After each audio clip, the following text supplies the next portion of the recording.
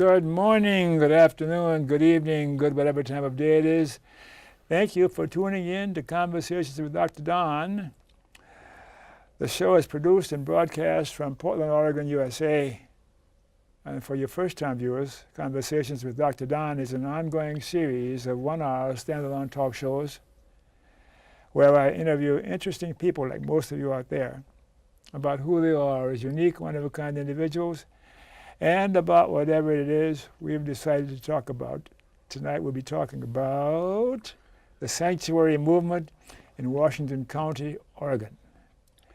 And my guest this evening is Lloyd Meyer. Good evening, Don. Good evening. It's great to be here. How's it you? Well, I'm glad you're here.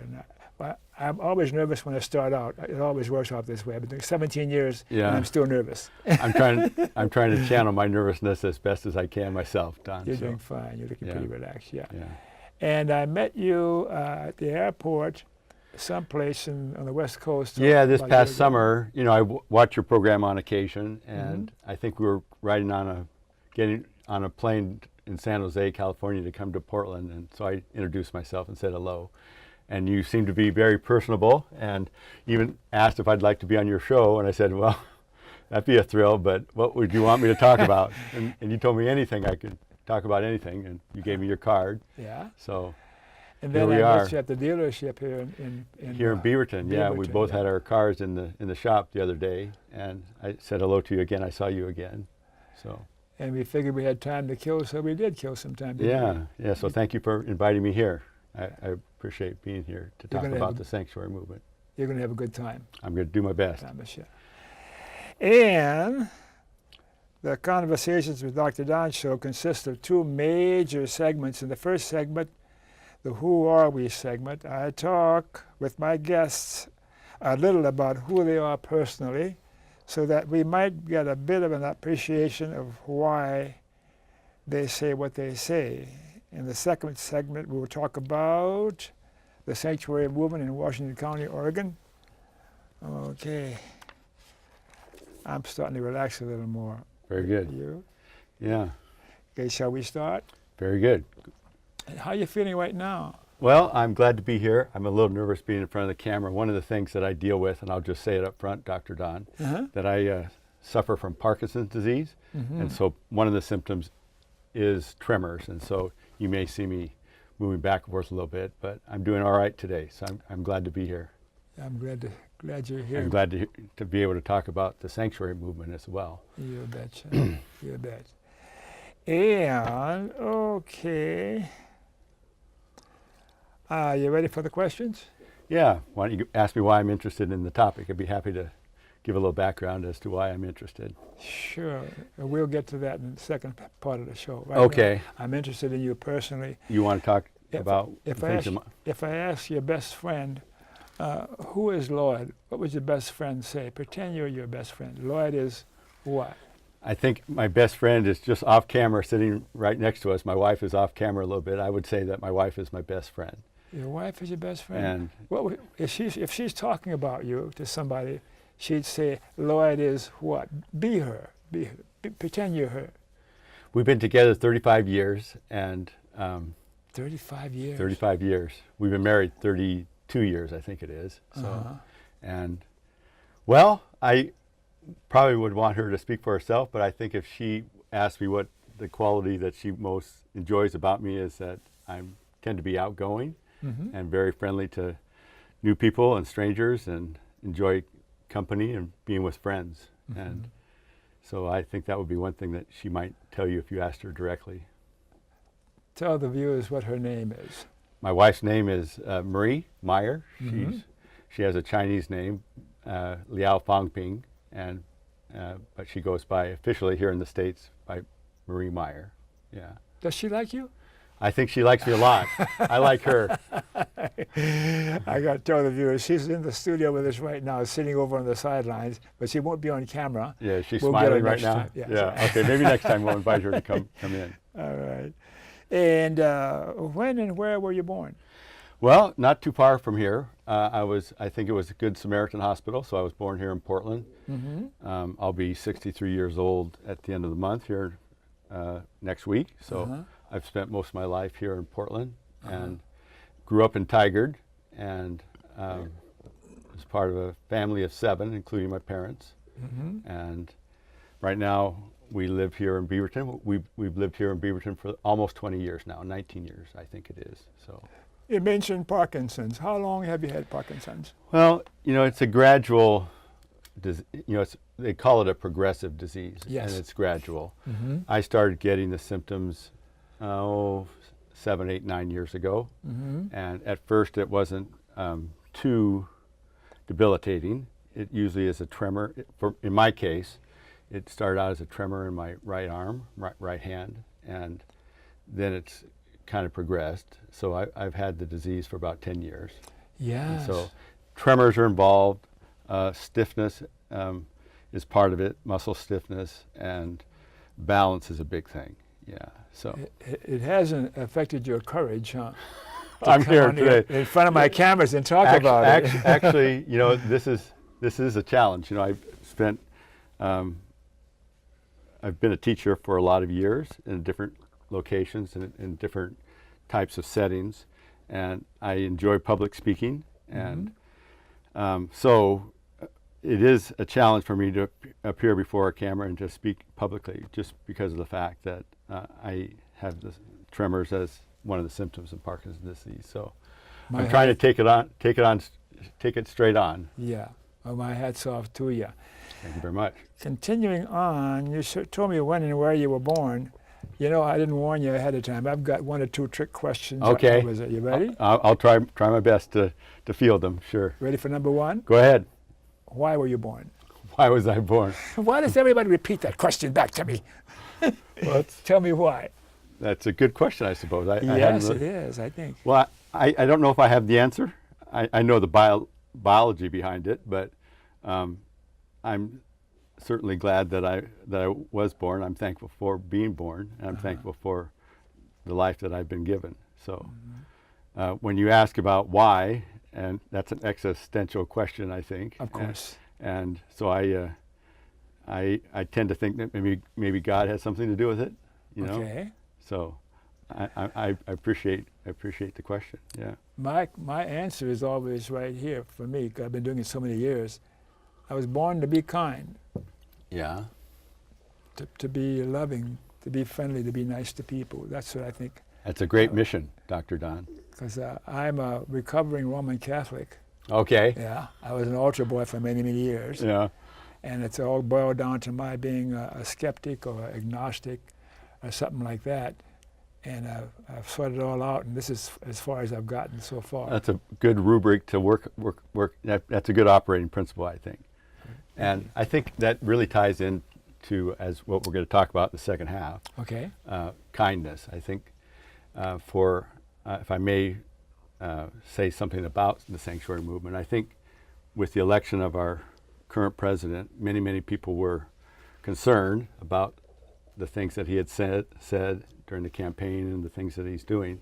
And so many of my friends, many of the people that I know, decided it was time to get involved in some way publicly to deal with some of these issues. And so I think the sanctuary movement is one of those issues that. We're going to talk some more about that in the second half. Yeah, we got that coming up, so I'll wait. So I don't mean to jump the gun. You speak whatever you want to speak whenever, and I'll join you. Very good. It's a I like what we conversation. have. I like what we have going, so I think things are working out. All right. So anything significant about your cultural heritage or racial heritage? Or White Anglo-Saxon. Okay. But yeah, I think part of the reason I'm interested in this particular topic is that I did have the opportunity to work in Central America as a United States Peace Corps volunteer. Oh, wow. My hat's off to you. Well, thank you very much. And I had the opportunity. I had a great experience working with farmers in Costa Rica. And one of the benefits of working in a Spanish-speaking country is that you get to learn the language. And so I enjoyed learning the language. I still enjoy, even after 35 years, speaking the language. And so that kind of helps when we're talking about working with the Hispanic population here in Washington County. So you still know the language. I still know it. I don't speak it as much as I, used to when I worked in Costa Rica and spoke it every day. But I try to speak it as much as I can. How long were you in Costa Rica? I was there for 3 years. 3 years. Three great years. 1979, great 1980, and 1981. I was there. I want to ask you about some stories about your adventures there later on. Okay? All right. Yeah. And do you have a religious preference? Now, I forgot to tell you too. If I ask you a question that you don't want to answer, you don't have to answer it. Okay? That's fair enough.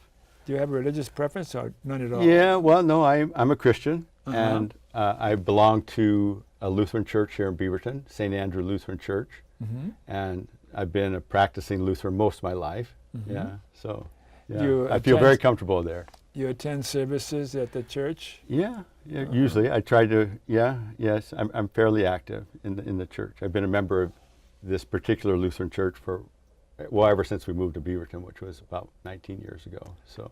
How about your religion in your family? Was your family Lutheran? Also, my mother brought it from the old country. My mother was Swedish, and there's a lot of Lutherans there, and so she grew up in Coos Bay, Oregon, and so she raised all her kids, myself included, in the Lutheran church. So that's my background. Meyer is Swedish? Meyer is a German name. That's what I thought. It's putting one over on me. Yeah. But that's my dad. My dad, although his father came from Illinois, but I think they trace that. My last name Meyer is a German name, of course, and I have relatives way back that came from Germany. Yeah. So. And Northern European all the way. I used to have blonde hair, but now it's now it's not as silver as yours, but it's getting there. Yeah. So. And say a few words about your education. What kind of formal education did you get? Yeah. Well, I graduated from Tigard High School back in 1972, and I attended the University of Oregon, where I graduated with a Bachelor's of Science degree in history in 1977. So. Why did you choose history as a major? It was kind of default in a way. I started out studying political science, and I studied a little journalism with the idea of perhaps going to law school, which I never did go. I ended up joining the Peace Corps, as I said. It sounds like my life, kind of, except I didn't join the Peace Corps. Yeah. But I don't know much about your life. I'd like you're free to speak a little bit about your experiences too. We can have this as a two-way conversation. Right. I don't do this very often because people have heard me say this a lot of times, but I'll read you my little bio here very briefly, okay? I was born in New Orleans, Louisiana, of red, white, and black Roman Catholic parentage on December 26, 1928.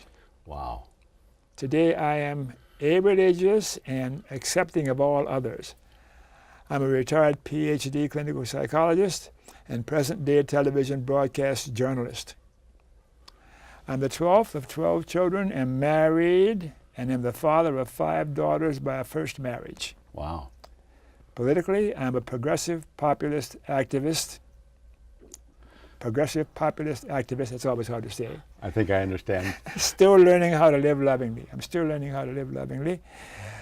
A few of my heroes include Jesus, Gandhi, Martin Luther King, and any other fellow human who is currently living lovingly. And there are a few around, sad to say. Too few. And you seem to be one of them. So, Thank you. Very nice. Yeah, I've been through New Orleans, but when Hurricane Rita hit the state of Louisiana back 10, 12 years ago, right after the Hurricane Katrina, a group of us from St. Andrew Lutheran Church, where I attend, as I mentioned, went down there and did some assistance. We helped rebuild a community center in an area in Cameron Parish, in Louisiana. That was a mess, wasn't it? Wow, yeah, was it ever? Yeah. I just remember driving around the city or town of Cameron, and everything but the courthouse was totally flattened. Yeah, it was remarkable to see such damage as that. It's really, really breathtaking to see that in person. Yes. You probably have some stories about that period of time too. Yeah. Love Cajun food. It was good. Zydeco music. Oh yeah. Yeah. I kind of miss it when somebody starts talking to me like you are right now. Pretty soon I slip back into my New Orleans Creole accent. Yeah. Yeah. You Yeah. ever have oyster sandwiches and shrimp sandwiches, shrimp po' boy? I tried quite a bit of the cuisine. Yeah. Uh-huh. It was quite delicious. Yeah. So, yeah. So do you speak French too? No, I'm the last of those 12 children. So the older brothers and sisters spoke French or patois, a mixture of, it's mostly French, but Yeah. African and white people. Mm-hmm. Mm-hmm. But it was kind of unique. It wasn't quite pure French, but anyhow, when you talk about eating Creole difference between Creole and Cajun, of course, you know. Yeah, there's a difference. The Cajuns don't claim any black heritage, Mm. but the Creoles, they can't hide it. But some of the Creoles are so fair-skinned, you can't tell the difference but until they fess up, you know. So that's a little of my history. Yeah, it's a wonderful state. How about your non-formal education? Anything come to mind that you could talk about now? In terms of education? Education, yeah. Your learning in life or whatever. Yeah, well, I think living in the countryside, working with farmers in Costa Rica, in Central America, that was an education, an eye-opener. And yeah, I don't have an advanced degree. I enjoy learning, and I enjoy reading with all different kinds of things. I did spend nearly 28 and a half years working for the Bonneville Power Administration here in the Pacific Northwest. Bonneville, yeah. Yeah, so... What'd you do for them? Well, I did a lot of different things. BPAs, as they call it, BPA, the Bonneville Power Administration, their job is to sell the power, the hydroelectric power that's generated by the dams on the Columbia River. That is so interesting on its own right, you know? Yeah, no, it's a fascinating place to work. I enjoyed it immensely. Great people, hardworking people, great mission. Yeah. So I learned a lot there too. Yeah. And what are you doing now? You're spending a lot of time with the sanctuary movement. Well, the last few weeks, I have. I am retired officially from the federal government. Worked 30 years, and I retired a little over 7 years ago. But since then, I've done several different things. You get a pension from the federal government? I do have a pension. Wonderful. Yeah, so it's a good security. Yeah. And you have children. I met your wife here. Yeah, 3 children. Yeah, 2 boys and a girl. Yeah. Say a little something about them. How old are they? Well, Justin, our oldest, is 30 years old, and he works he's a computer scientist or computer engineer, and he works down in Silicon Valley in San Francisco. And he's 30 years old. And our second child is our son, Ryan, who just graduated from the Oregon Health Sciences University as a doctor and is now doing his residency in a hospital in Iowa. And then our daughter, Natalie, who is 26, and she teaches first grade up in Seattle, Washington. And she graduated from Pacific Lutheran University with a teacher's certificate. And what she really wanted to do was work with low-income children and children from different cultural backgrounds. So she teaches what they call English as a second language students at an elementary school in Seattle, and loves it a great deal. So we love her for doing that.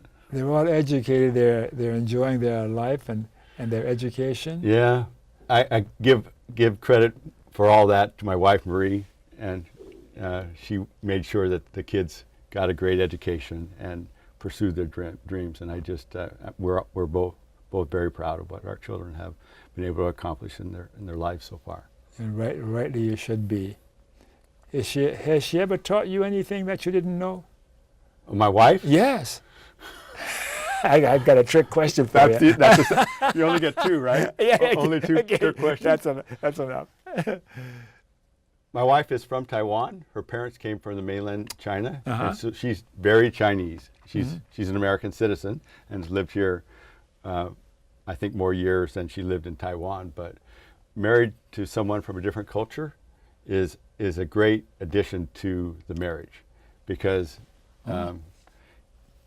because you get to learn, you get to live really two different cultures, and Yeah. so it's a constant education on my part, I Yeah. think. So, yeah, that adds a special spice to our relationship, I think. Is she smiling down over there? Yeah. We're going to sneak the camera on her. No, we're not. No, we're not. And would you characterize your political persuasion, or your left or right or centrist or Well, what? I'm kind of a mixture. I'm not quite sure. I've been a liberal Democrat. Currently, I'm a registered Republican, although I hesitate to admit that too Nowadays. But yeah, I'm a Republican, but I tend to be interested in liberal causes. So It's apparent. yeah.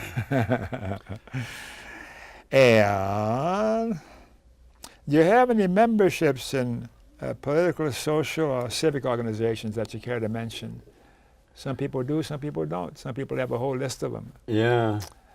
Yeah, if I was registered at some of them, I would tell you about it, but I guess I have to scratch my head and say maybe I'm not. Okay. Yeah. I am very much interested in the political state, of our country, and I'm very much interested in politics in general. And I think mostly because, that's what our politics do define us as a people. Yeah. And so I'm very interested in politics. How did we get the Trump administration? You got a quick response to that, how that happened to us? Yeah, I think we've talked, people have scratched their heads over that question a lot over the last few yeah, months. Yeah. Yeah.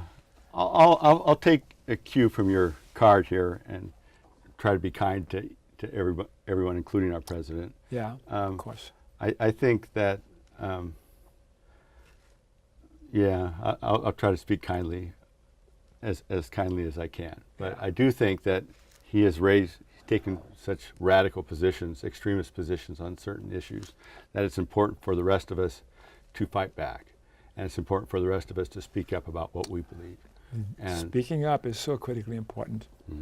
Otherwise, we will lose what this country is supposedly all about from the very beginning. Yeah. Justice and kindness and so on. All right.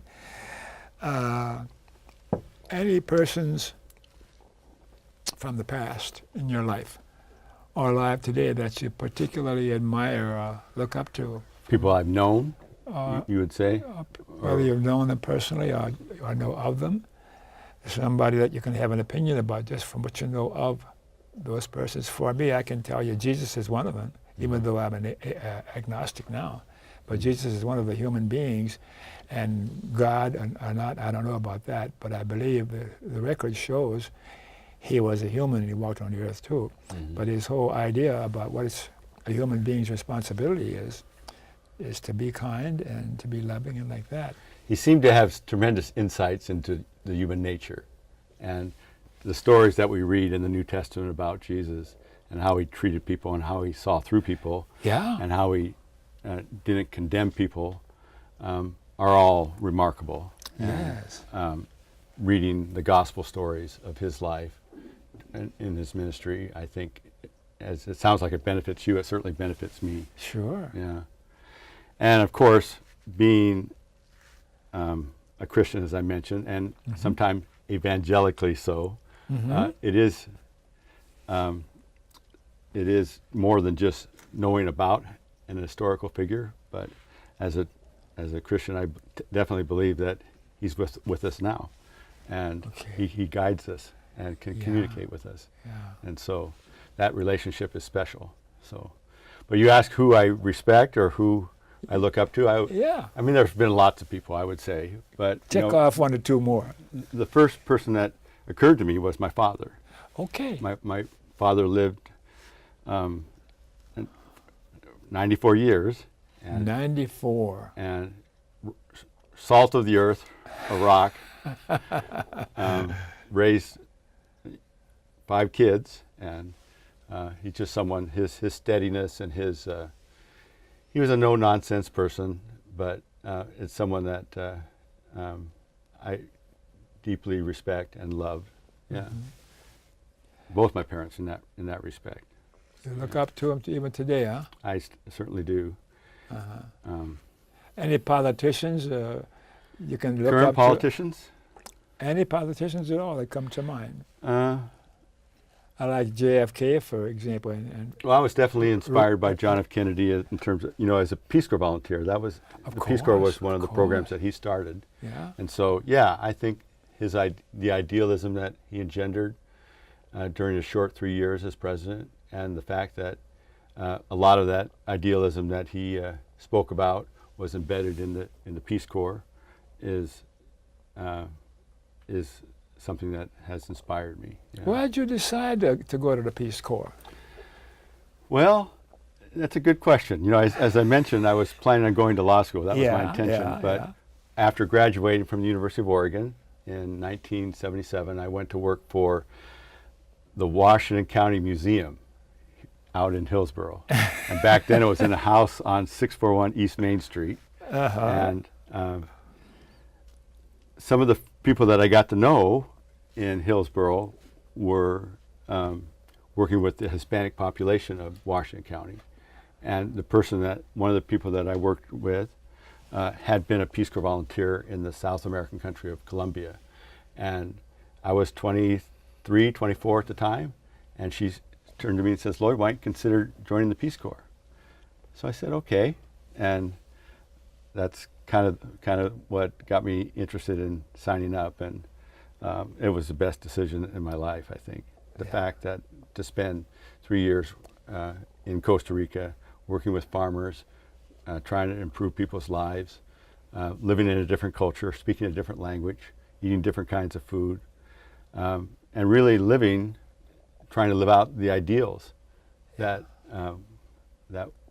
it's unusual to try to live on ideals. Most of us want to get a job and earn money and fit in, and so 3 years to be able to do that usually the sign up for the Peace Corps is a 2-year commitment. That's what I thought. But I stayed longer because I was enjoying what I was doing, and the last year I spent training new incoming Peace Corps volunteers that were going to be working with farmers all around, all up and down Central America. So I had an opportunity to teach, and so I took advantage of that.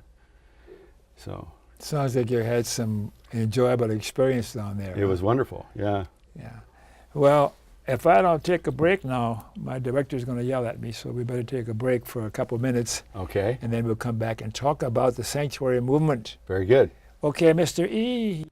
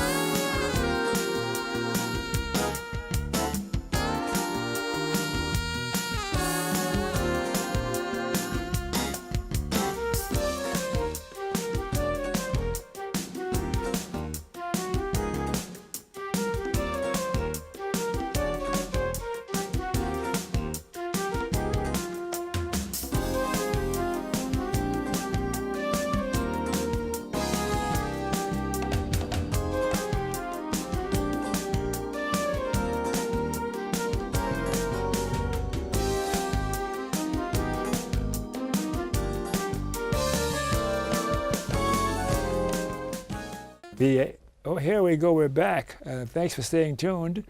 And for you viewers who missed the opening of the show, Conversations with Dr. Don that you're watching is an ongoing series of 1-hour standalone talk shows where I interview interesting people like most of you out there about who they are as unique, one-of-a-kind individuals, and about whatever it is we've decided to talk about tonight. And Lloyd and I are talking about who he was and who he is, and now we're going to go into the title of the show, which is The Sanctuary Movement in Washington County. The Sanctuary Movement in Washington County, Oregon. All right.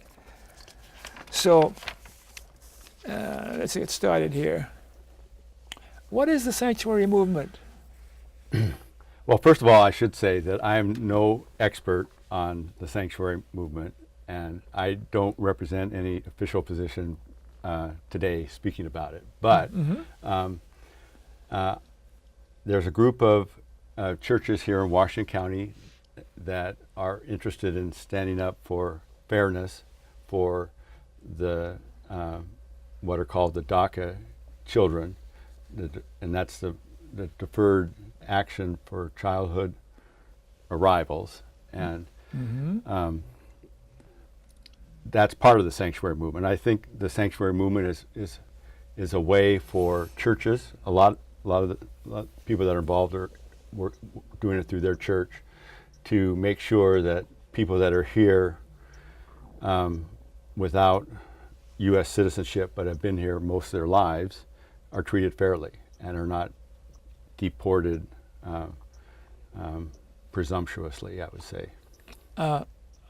What is the meaning of the word sanctuary? Well, of course, that's a religious term. Yes. I mean, you mentioned earlier that you grew up in the Roman Catholic Church. I'm sure you were in several sanctuaries. Yeah. So sanctuary really, in the church definition of the word, is a place of worship, right? But sanctuary is also, in this sense, means a place for protection and a refuge. Refuge. Yeah, a place that's safe for people. And most political persuasions respect sanctuary and the idea of sanctuary. If a person can get into a sanctuary place, like a church or some place like that, where it's declared there's a sanctuary, then the authorities are very careful about invading that space. Yeah, as well they should be. I think, I don't know if you remember the Walt Disney animated cartoon, The Hunchback of Notre Dame. Yeah. I think that has a lot to do with sanctuary as well. Charles Lawton. It was set in that situation. So, yeah, I think it's a place where people can feel safe and that are afraid of what may happen to them. And so a lot of the people I know at my church, which is St. Andrew Lutheran Church, feel the same way, that we wanted to get involved to make sure that these people are treated fairly. And hopefully that will still continue, except for very few countries around the world. Most religions and countries recognize sanctuary and the need for a sanctuary. Maybe there'll come a time when we don't have a need for sanctuary anymore, and humans will behave lovingly and more kindly toward each other. We can pray for that. I will pray I'm with you. I think it also goes to the fact that here in the United States we are an immigrant country, and all of us, with the exception of the Native Americans, came from somewhere else, and under different situations and different centuries. But we all, I think, can trace back our heritage to someplace else. And so to single out one group for being here and as in a way that demeans them, that turns them into second-class citizens, so to speak, is not right in my view.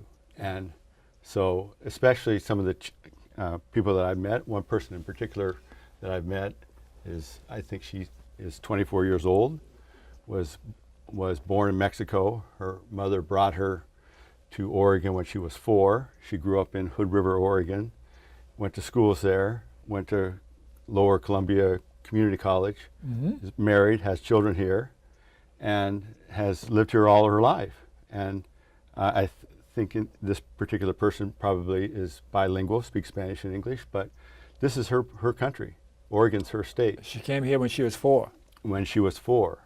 And under the Obama administration, they came up with this program, the DACA program, where these children could be put in a safe place legally until the Congress, in their wisdom, figures the program out. In their wisdom. And so of course that was during the Obama administration, but for the next administration to come in and say that this program is now defunct or it will end in 6 months seems to me seems to me to be really unfair to have children that are in this particular situation to be a negotiating chip. Do you We're believe- dealing with people's lives and their livelihood and their families, and so I think that's why the people of my church are banding together with other churches here in Washington County to try to offer some help and try to protect these children and try to advocate for them, whether that's politically, legally, or however it might be. When I hear about situations like that, like what we're talking about right now, Mm-hmm. I think, what if there was such a thing as reincarnation? Mm-hmm. And I come back, I'd be a Labrador Retriever or something, but I wouldn't want to be a human, no. You've been there, done that, huh, Dr. Don? There's too many humans that are too goofy. But other species aren't that wild. I can't do that. I can't go that far. Yeah. Yeah. So you mentioned... Well, yeah, I think it's being kind to our fellow citizens. And I think of these people as, it goes deeper than that, really. I mean, for 100 years, people from the country of Mexico have been coming to the States and working and living legally and illegally. And of course, many parts of the United States was at one time, I understand, if I have my history right, part of Mexico. So, Sure. the Mexican people have been in this part of the country, in the western half of the United States, as long as anybody else. And to ignore the historical situation and some of the reasons why they're here and is really, to me, a slap in their faces. And so for my church and for the other churches that are trying to make sure that they're treated fairly, I think is just a stand for justice. So what is your particular church doing in terms of a sanctuary, the sanctuary movement? Well, I think we believe in there's power in numbers. Yes. And so for Of different course. churches working together, dealing with the issue, understanding the issue, and providing sanctuary if needed. And I think what we want to do at St. Andrew is understand what sanctuary is, what the situation is. And so one of the things that we're going to do next month is to host a couple of forums at our church. The first one being on November 14th, and the next one will be on November 28th, where we'll have a panel of some of these DACA kids and some other folks that are involved in this issue and are affected by this issue speaking about it. And so we want to really put a face to this issue, put faces to this issue, and help people understand that what the situation that they find themselves in is, and to do something about that, whatever that might be. And I think just being here speaking about it is one thing. It's the one thing I'm trying to do for them. And your email address will be on the screen again. And if people want more information about what's going on with that, I'd be happy to respond to that. Sure. Yeah. Yeah. Yeah, it's a good idea. So, what can we do to help protect the 800,000 DACA kids from deportation? That's 800,000 in the U.S.? That's what I understand. Yeah. So That's a lot of that's almost a kids. million people. Yeah. But they have nothing to do with their being born in this situation. And you even know? President Trump, I think, has spoken that he wants to do the right thing by them too. But I think the whole issue for the Republicans have been that the program was done outside of the regulations of the United States Constitution, which I don't know if that's true or not. But it's so partisan. Anything that Obama had anything to do with, they determined. it seems like the current administration, that's their major goal, is to goal. turn over whatever good that he- our previous president did, which is of course he un- did some good. It's which a is few things unfortunate. he did that I don't approve of, but Mhm. overall, compared to this one, Yeah. So, it's not just the DACA kids, but Yeah. there's a lot of issues. But one of the things that we did was go out and participate in a vigil a month or so back at the Washington County courthouse in Hillsborough, Mm-hmm. where what we did was that rainy morning was to simply walk around the courthouse, and we sang and we prayed and we told stories. And part of that is again, I think, is to make people, including the people from ICE, aware of the issue. And so, yeah, for people to be living in fear, not knowing if when they come home from school, if their parents have been deported to Mexico, or they themselves may have to leave the country to a country that they've never been in before, perhaps. Yeah, it's just that just gripes me. And the ordinary citizen is not really aware of what that's like to be. I'm having to project myself into that situation. A couple of things in my life don't even come close to that, but it has a bit of a flavor of being rejected and not accepted, Yeah. and what that feels like. But to have a life with no end in sight, of having to fight for your very existence. Yeah. You know, the story is told often that, you know, it's hard for children that are going to school to live in fear like this. I mean, because children are children, and they don't quite understand what the adults are doing. They don't quite understand the political situation. All they know is that they perhaps heard that their mother or father may be deported. And certainly that's going to affect a young child if that's an environment that they have to deal with. Yeah. So that sounds like a worthy, very worthy cause, yeah. What contributions have these DACA kids already made to America? What kind of contributions have they made? Well, you know, I think many of them have jobs.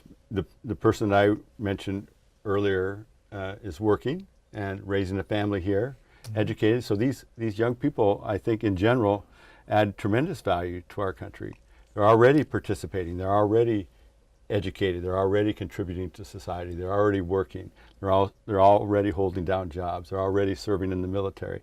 They're already taking care of their family.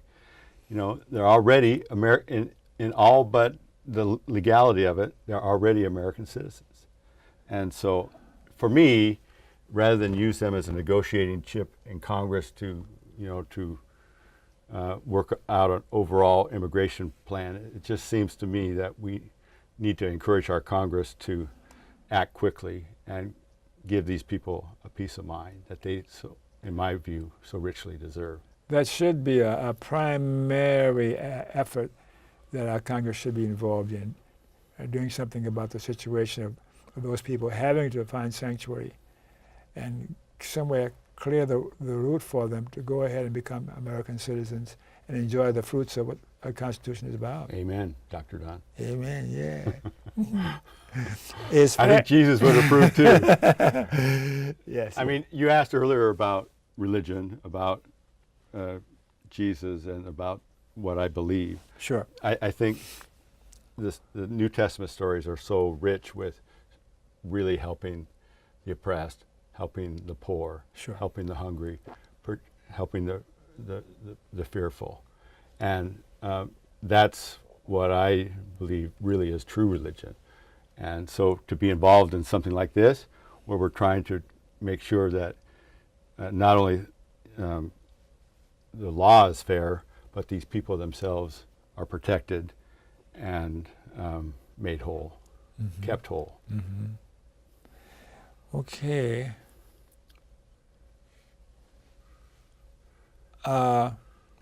You have any experiences or thoughts relative to your Parkinson's and your being aware that you have So this? a big switch from the sanctuary movement to Parkinson's disease. Okay, we can make that. Or you want to go back to what you were talking No, about let's before? talk about Parkinson's disease, Sure. if we have time for that. Of course. You know, they're not even sure what is the cause. All I know is that where most people's brains produce sufficient dopamine to run people's nervous system, I don't have as much. And so the symptoms of that are tremors, stiffness of joints, lack of balance. And it's debilitating and it's progressive. over time it gets worse. So I deal with that every day, and it's not easy, but what I try to do is each day get up and be thankful that I have another day, and to cope with the symptoms as best I can. And I'm so fortunate to have supporting people around me. The people in my church are a great support. My wife over here is probably the best support, and she does such a fine job of taking care of me, and so I'm so thankful and so blessed. And so Looks like she must love you, huh? I think there's some of that Smiling involved. over there. Is she smiling? Yeah. I'm smiling too. Yeah.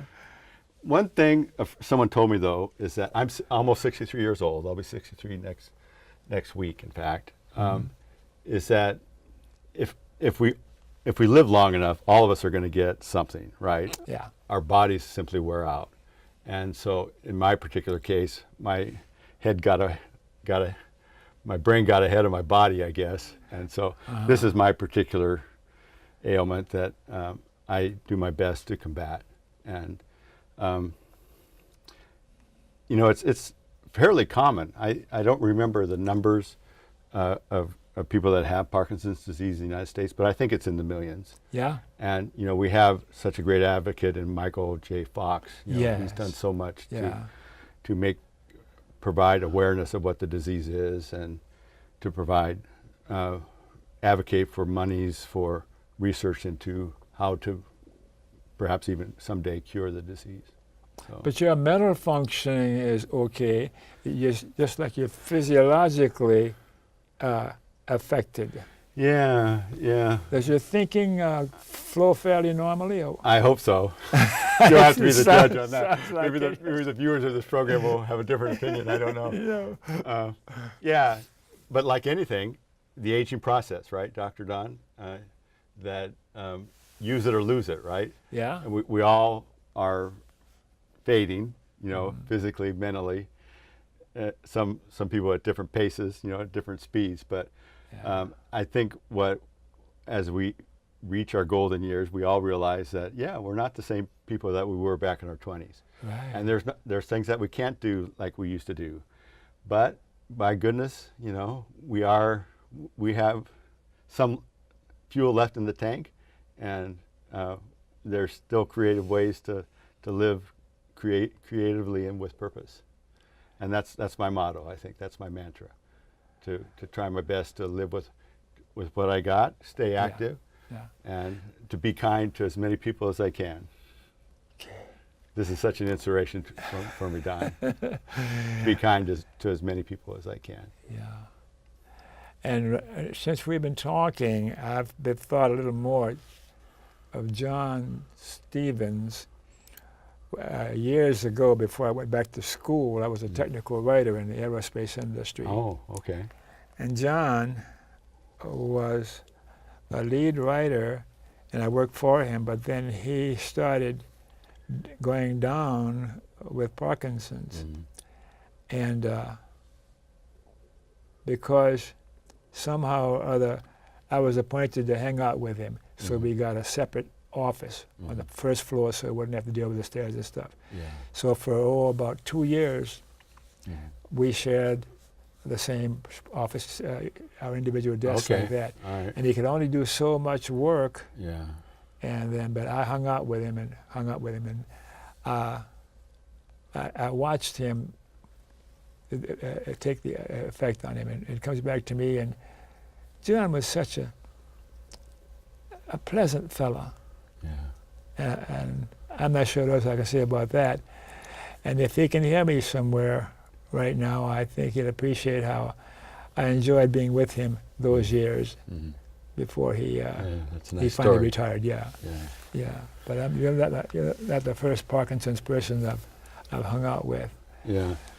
Well, as I mentioned, I've been retired from the federal government a little over 7 years now, but I actually haven't really been retired until recently. I've done several things. Taught school at Barnes Elementary, and I did want to mention this T-shirt why I'm wearing this today. Barnes? Barnes is an elementary school here in Beaverton that is basically a bilingual bicultural elementary school. I think there's Spanish? mostly Hispanic, Mexican Americans, Mexican kids there. But it also has kids, as does many of the Beaverton schools, students from all over the world. And one of the great benefits of being in the Peace Corps and learning the Spanish language is that has given me an opportunity to use my language in such settings as Barnes Elementary. And in fact, our kids went to Barnes Elementary, and they got a great education. Two out of three of our kids were valedictorians at Sunset High School. One's a doctor. One has a graduate degree in computer science from Stanford University, and the other one, as I mentioned, my daughter earlier, is teaching kids in first grade in Seattle from all over the world. And so I think, just being on the ground in schools like that, Barnes Elementary, you realize that that really, those kids are just as bright as any other kids. Yeah. So Barnes Elementary, that's So Barnes on Elementary- Beaverton Hillsdale? What's that? That's on Beaverton Hillsdale? It's on Walker Road. Oh, yes. Yeah, it's off of Walker Road. It's a great elementary And school. Beaverton is a suburb of Portland. Yeah, okay, Yeah. for your viewers, yeah. It's a bedroom community. But you asked me what I've done with Parkinson's disease. I think that was kind of the question. I drove school bus for the Beaverton School District in retirement. They, that was tricky to do that with Parkinson's disease. Yeah, I can but I did it for imagine. a year and a half. And then I was in China teaching English here this past year with Parkinson's disease. And the Chinese government didn't really know that exactly. and they wanted to be Sneaky, you put one over on them. well, but it was a great experience, I think. It was definitely a great experience for me, and to be able to teach at a university in China with Parkinson's disease, and I think I showed the people of China that I related to that life can go on even with debilitating diseases such as Parkinson's disease. So if anyone of your viewers has Parkinson's disease or knows someone that has Parkinson's disease, I hope that I can encourage them to, keep fighting and continue to do the things that you love to do, and don't back off from a challenge, realizing that you have certain limitations and you can't do it all. But in the end, it's just that's the way I think that I've tackled the disease, and would like to live my life, and I would encourage other people to do the same. Where'd you get your spirit? My spirit? Yes. Not about. They said my mother had a great smile, and both my mother and my father grew up on farms here in Oregon, and I just think grew up in the Depression, and raised a family, went to church every Sunday, and raised great kids, myself as one. And I just think, probably to answer your question, it's in my genes. Good genes. Good genes. Yeah. Do you have any stories about things that happened to you in the Peace Corps in Costa Rica? Any memories come to mind about individuals or events that stand out? I was there in 1979, 1980, and 1981. And you may recall, some of these countries in Central America, including Guatemala, Honduras, El Salvador, and Nicaragua, had their share of political problems, political violence, wars, revolutions.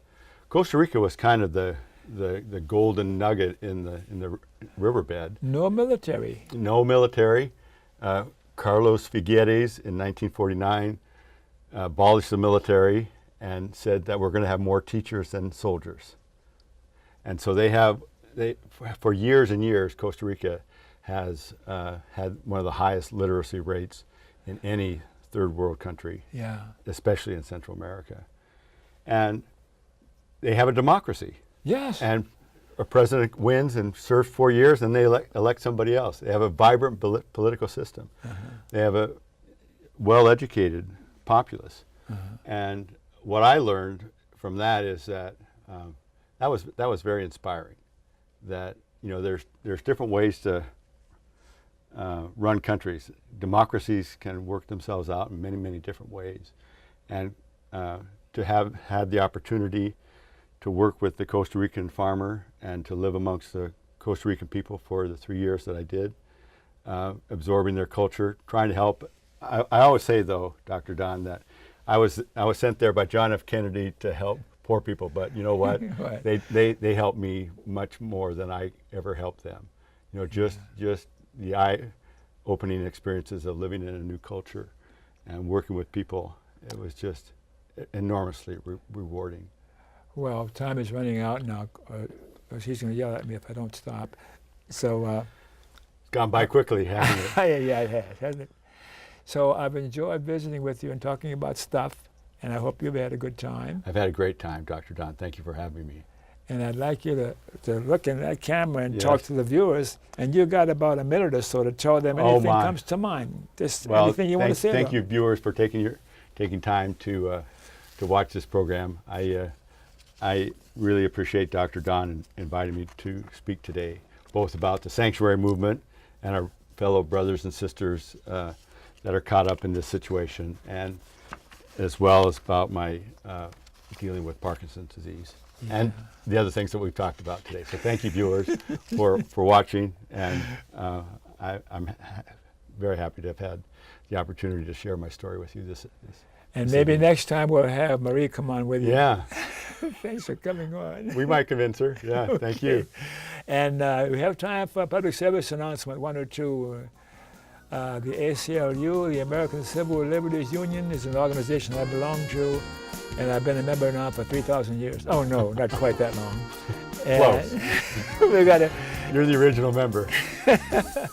end corporate personhood. Go to movetoamend.org to have a constitutional amendment that says corporations are not persons and money is not speech. We got to do something about that. Move to amend. Oh, thanks for watching. Remember KFC. Not that KFC, not Kentucky Fried Chicken, Dr. Don's KFC. Kind, friendly, and charitable. Be kind. Be friendly. Be charitable to you too. You too. God bless you. And you too. Thanks again for watching, and we'll see you next time.